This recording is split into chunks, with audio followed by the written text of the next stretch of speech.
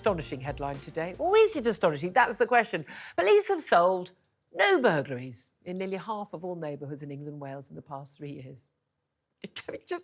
I can't even imagine that would be a headline we'd have read 20 years ago and not just laughed out loud thinking it was a spoof. But no, it's true. Joining me now to discuss this is Peter Bleksley, former Scotland Yard and Met Police detective, old sister with a Sam Armstrong. Peter, were you surprised when you saw this headline, or was it just like, well, yeah, we just don't investigate and solve burglaries anymore? We know that now. First of all, I was enraged. Second, I was aghast. And then thirdly, no, I suppose I probably wasn't surprised, because this is the perfect illustration of just how useless, in so many regards, British policing is. But what are they? OK, here's the thing. We talk about this crackdown on extremism. Well, they ain't cracking down on extremism yet. We know that. All the things the Prime Minister talked about, saying we mustn't allow, things have been allowing, although apparently the laws exist to stop them. They're not really tackling things like rapes. They're not, because we know, right there, they're not tackling burglaries. Everyone I know has had a mobile phone or a bike stolen, says the police literally go, we're not interested. So what are the police doing all day? It's a very good question. Are they just all dancing at Pride marches all day? They don't know, essentially, what they are. They don't know whether they're a social service or whether they're a crime-fighting force. And when I say social service, they're a bit like the AA and the RAC.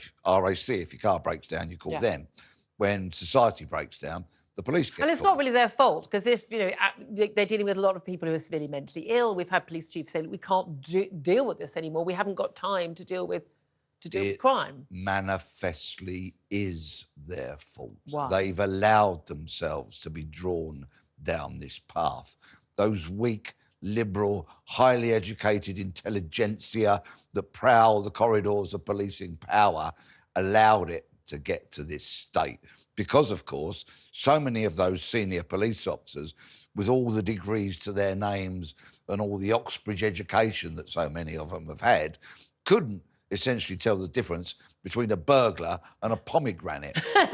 They have no experience of front line. They're not on the front line. But my thing is, even whether you've gone to uni or not gone to uni, whether you started out, as a cadet and you work your way up, whether you are left-wing or right-wing, liberal or liberal, I don't understand why anyone doesn't get that you need to police crime, and that people going into someone else's house and stealing the stuff that they've bought with their hard-earned wages is a crime and something that needs to be tackled and dealt with. And given that we know that all of it's drug-related, it's often organised crime-related, and so, the same people are responsible again and again. You can lock up 100 people in any local neighbourhood. You'd basically solve pretty much all acquisitive crime, because it's the same people doing it. And they know who the people are. But then they don't even tackle people who are walking into shops with CCTV camera and going, I'll have that, thank you, and walking out, even when they know their names. So have they just completely given up on policing? Do they not believe that crime is a bad thing? What do they think their job is anymore? Well, 14 years after the start of the age of austerity, they will still blame that. Yeah.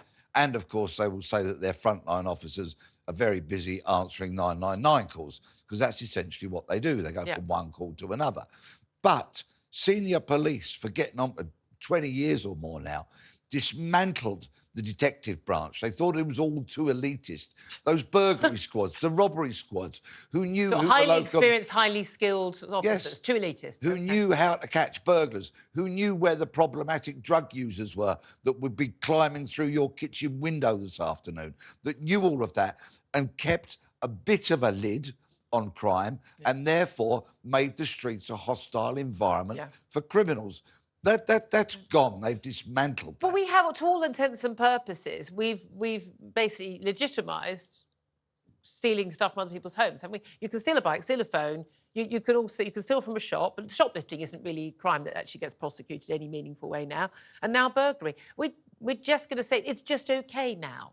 And having sat with so many burglary victims over the years, so traumatising. I can tell you how deeply, deeply traumatising it is. That invasion, an Englishman's home is his castle until it gets invaded by some unscrupulous thieving burglar. And I've known people who have simply never been able to return to their home. I know people who've had mental breakdowns as a result of it because it's been so traumatic, especially if your home is trashed as well. You don't feel safe. It's a very big issue. And yet we're saying that we're hearing from the Prime Minister it's going to be able to tackle things like, extremism, hate preachers are to be blocked from entering the UK and things like that. If they can't tackle, the local burglar going in and stealing, or drug addict stealing from someone's home, how are they going to be able to tackle these people? They're not. And the reason, one of the many reasons they're not, is because of the appalling standard of training and supervision. But you see, all of that baby got thrown out with the bathwater by this lot who are now in charge. They said police officers don't need to know the law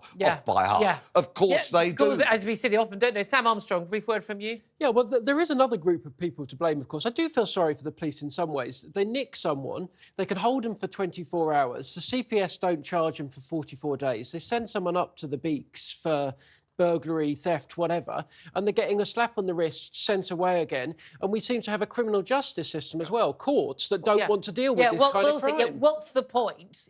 What's the point of arresting? That's the argument of the shoplifters. They know perfectly well they're not even going to get a fine. So what's the sodding point? Unfortunately, we're going to have to come back to that. But I know we will, Peter. What's the sodding point? There you go. That's the new strapline for the entire show. What's the sodding point anymore?